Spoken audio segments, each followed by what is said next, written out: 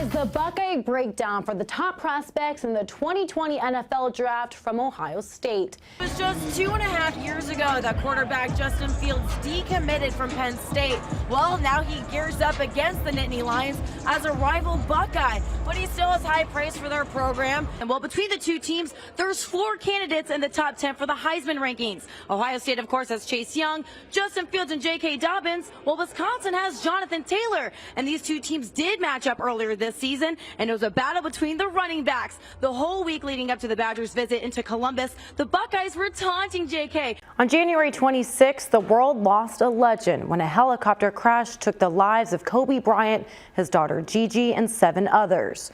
Tributes were made as many shared their Kobe story. Your previous team, Georgia, who you guys were tied with in the bye week, fell to South Carolina. You were talking about it. You had some emotions for them, but Ryan Day, your coach, said that it just shows you how fragile success is in college football. How do you respond to that? I mean, yeah, at the time, really. And finally, Ohio State played Northwestern in the Big Ten Championship last season. They look like a very different team, struggling. Is there anything that stood out to you when you guys are looking at film? It was certainly an interesting conversation. I talked to Harry Miller, the freshman center. It was his first time addressing the media this week, but he certainly did not disappoint. So many interesting stories with him. And this week, I'm taking you inside the huddle as he talks with me about getting more playing time. Is he kind of the new Buckeye Bullet? What's going on there? You know what, Clay? He won't admit it, but he might be the Bullet. He had a big play against Penn State last week, very similar to what he had against this team up north last year in the shoe, end zone, strips the ball away from the tight end. It's big plays like that. Why you want to go to Ohio State? Well, he said that a mentor that he met at Nicaragua was from Dayton, an Ohio guy. He said, you got to go check out Ohio State. And when he got there, he told his mom, he said, I could get struck by lightning if I don't sign today. And so that's how he knew that this was his university and he was going to be a Buckeye. Well, Ohio State is making their return to the field after the bye week. They got a little banged up after Michigan State, but having this off week helps them adjust to a shorter schedule. They're playing on a Friday night, and during that off week, Coach Day had the players write down 3 things that they needed to work on. They had you at Woody Hayes, and you were giving a speech. What were those words of wisdom you gave to the team? You just can't appreciate what you have until it's gone. So, new coach Ryan Day, you've worked with him before. What are you seeing from him this season that you're really enjoying? Well, Coach Day is... Well, Rodney, Luke Fickell has been to this stadium many times, but only one other time as a visitor. He'll be coming through that visitor's entrance. The only other time was when he was coaching for the University of Akron. It was just last year that this was the home to 2 defensive coaches, Craig Madison and Al Washington Jr., who were part of Jim Harbaugh's staff. They were 2 key pieces in what was then the top-ranked defense. It adds a new wrinkle into what is the biggest rivalry, because now those coaches will be lined up across the field from the players they recruited and the coaches they call it their coworkers. You talked about wanting to replace the Bosa name.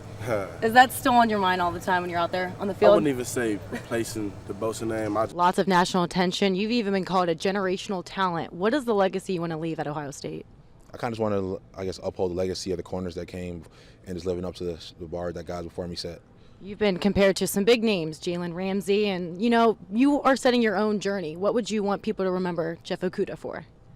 No, I kind of want to... Last time being at the shoe, can you talk about what it was like on your senior day? Oh, it was very emotional. Yo, my guy. How you doing? I'm good.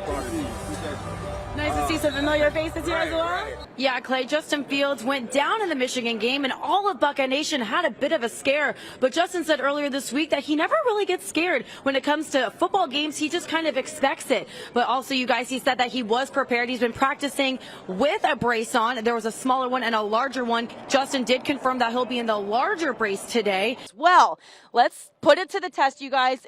I think it looks fine. It's nice and short.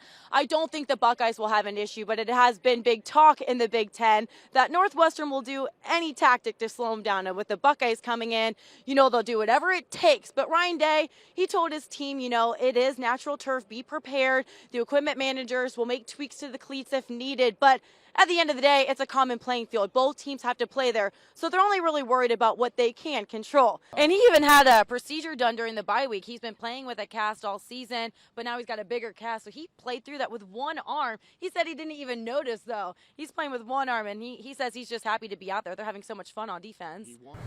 Your coaches say you're such a nice guy off the field. You're always doing the right thing, but you run and you're mean. How are you able to turn it on the field?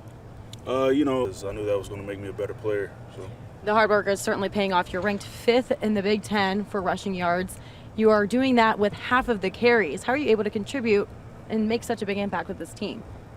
Yeah, when your number's called, you just gotta. And last night, you guys were ranked the #1 team in the country. Were you guys looking at that? Do you buy into that at all? We don't really pay attention to that too much.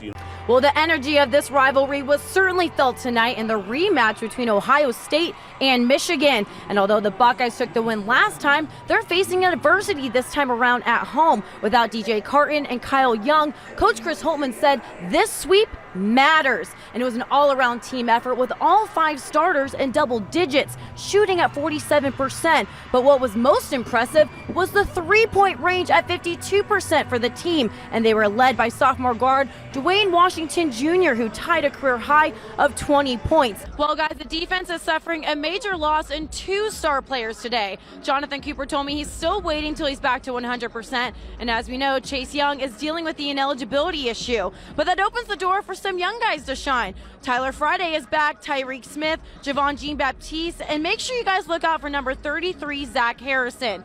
He's a young freshman from the area. He's a Lewis Center kid.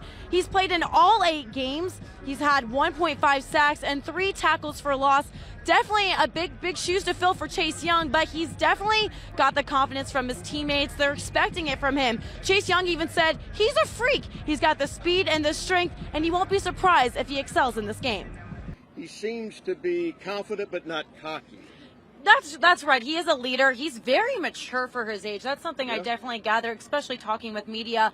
But he said all of this chemistry was built in practice. They're staying over hours. They felt like they were playing catch up. They got a new quarterback. They got a new coach, new coaches on defense. Lots of changes needed to be made. So when they're working overtime, it kind of put them ahead of the game because they didn't slow down. And It's all fun and games. I gotta know, we talked about it at Big Ten Media Day. When you're trying to study and this guy's over there just trying to play around with you, what is it like at home during that? So distracting. But, Our defense was flying around. We were having fun. You are not a stranger to having fun. I talked to Jordan Fuller last weekend. You're a roommate. Now, he was telling me he puts you in timeout when you're trying to give him a hard time when he's working. Tell me about the timeout he puts you in. He'll put me in. He don't do that, man. He tripping. They talk about this 2K battle that they have, and I will let you guys know, I took it to a test on Instagram. Jordan Fuller actually won the 2K battle. Yes. It should be an interesting offseason for the Dallas Mavericks as they look to build their roster. Make sure you guys check all the latest updates right here at Dallas Sports Fanatic. I'm your host, Stephanie Otey, and I will catch you next time.